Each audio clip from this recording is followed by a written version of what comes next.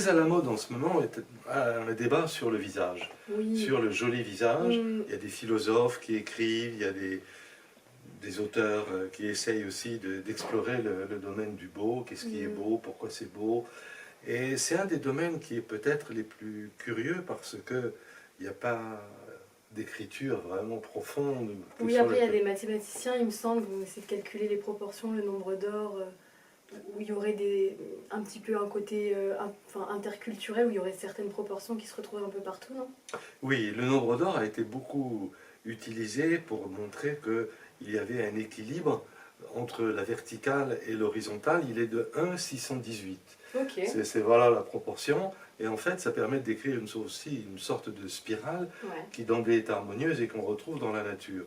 Et c'est vrai qu'il y a des œuvres d'art qui étaient faites par les anciens, par les anciens artistes, Léonard de Vinci, Michel-Ange, qui ont utilisé cette proportion, même dans leur architecture, parce que quand on le voyait, tout de suite on avait l'impression que c'est beau. Et moi j'avais une question quand même à vous poser, et je m'excuse parce qu'elle va aller un peu dans l'intime. À partir de quel moment est-ce que vous vous êtes trouvé jolie? Oula, bah moi ça a été très compliqué avec mon image parce que j'ai eu de l'acné très très sévère à l'adolescence. Donc j'avais l'impression que j'étais une belle femme, mais sous une couche d'acné. Donc j'avais beaucoup de mal avec mon image, à me trouver jolie, à m'approprier. Voilà, je regardais même pas les gens dans les yeux tellement j'étais honteuse de cette acné-là. Mais avant, avant quand vous aviez 12-13 ans, j'ai toujours eu un... En fait, quand je fais la rétrospective, c'est vrai que mon père est décédé il n'y a pas très longtemps. Et en fait, quand j'ai enlevé ses affaires, il y avait plein voilà, je viens d'un milieu rural et il y avait plein de calendriers, un peu de routiers, avec des filles sexy, etc. Et pour moi, quand j'étais petite, c'était pas du tout la honte de voir ça. Au contraire, c'était affiché comme ça, je les trouvais belles. Donc je pense que j'ai un peu intégré le fait que il fallait être désirable, il fallait être jolie pour être aimée en fait. Et c'est vrai que la beauté m'a un peu toujours obsédée. Et maintenant je me rends compte que je vieillis, que j'ai un peu trop mis au premier plan ça, et que ça m'a un peu conditionnée en fait. il y a un débat qui est particulier en ce moment parce qu'il y a un philosophe sociologue qui s'appelle Spirini qui a écrit que finalement la beauté elle provient de la construction des autres sur nous-mêmes et qu'elle impose, la société impose d'être beau pour réussir dans la vie, pour trouver un boulot.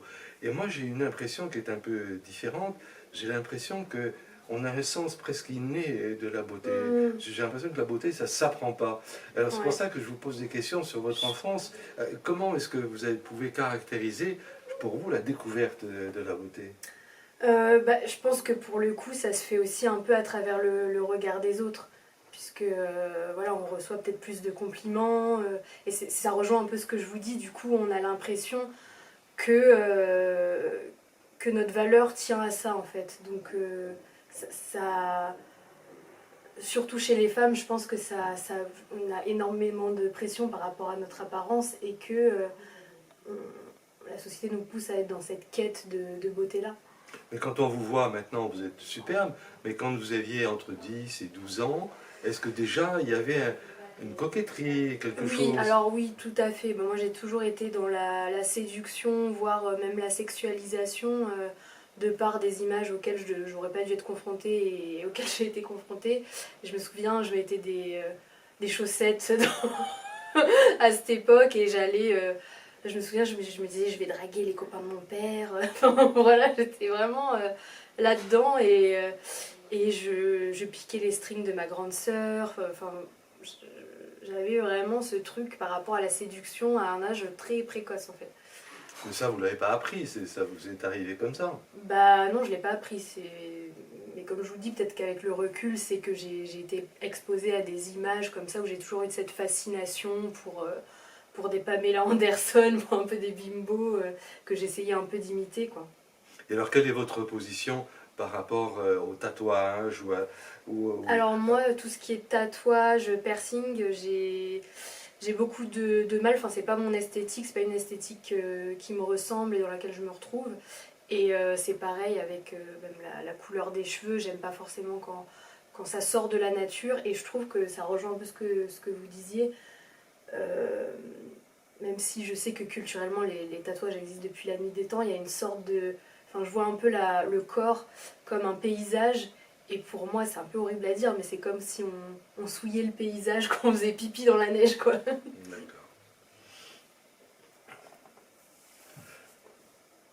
Bonjour Meggy. Bonjour docteur. Vous pouvez dire Vladimir. Ok, Vlad. Bonjour. Alors, il y a une question importante aussi que je voulais vous poser, c'est quand vous avez pris conscience de votre apparence et devant le miroir, est-ce que vous avez pensé à modifier votre visage ou votre corps? Est-ce que c'est quelque chose qui a évoqué chez vous une possibilité, parce qu'on en parlait, la chirurgie esthétique ou la médecine esthétique, ou bien c'était plutôt le naturel, je vais essayer de faire comme je peux?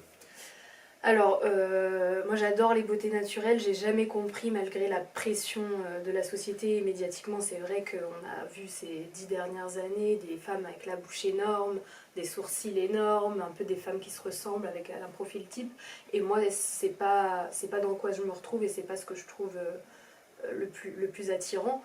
Mais ceci dit, depuis très petite, depuis l'adolescence, les membres de ma famille ont les yeux un petit peu tombants. Et moi, je faisais mon autochirurgie en fait, avec mes mains. Et mes amis se foutent encore de ma gueule parce que vraiment je le fais encore. J'ai gardé ce tic et je me tirais comme ça les yeux pour les faire un peu plus en amande. Et je crois que j'ai un petit peu réussi hein, parce que j'ai pas trop les yeux qui tombent. Et pareil avec mon nez, en fait, je faisais comme ça et je pensais vraiment pouvoir sculpter mon visage pas cher. C'est extraordinaire. Voilà, donc j'avais quand même ce truc-là.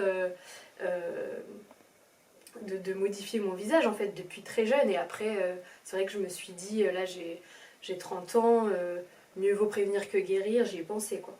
Et autour de vous, est-ce qu'il y a des jeunes femmes qui ont la bouche gonflée ou injectée? Comment vous réagissez par rapport à ça? Dans mes amis, pas vraiment, parce que je pense qu'ils se ressemblent, ça semble, mais j'en croise très très régulièrement dans Paris. Bon, c'est pas pour être méprisante, mais beaucoup par exemple quand je vais chez le médecin, énormément de secrétaires médicales, je les vois, elles ont toutes un peu la même apparence, avec la bouche refaite, les mêmes sourcils, les faux cils, etc. Et alors, votre beauté, qui est donc une beauté naturelle, elle vous est apparue. À quel moment vous avez dit je suis belle finalement? Je pense que je me dis un jour sur deux je suis belle, je suis pas terrible, etc. Donc c'est pas... Comme tout être humain. Ouais. C'est-à-dire qu'on passe, on s'aime et puis on s'aime moins. Je pense que c'est à partir du moment où j'ai fait mon traitement Roaccutane, parce qu'avant ça c'était très compliqué, comme j'ai eu beaucoup d'acné, comme je vous disais. Et c'est comme si là je pouvais enfin regarder les gens dans les yeux, me regarder dans les yeux. En fait j'avais déjà conscience d'être plutôt jolie, mais j'étais tellement...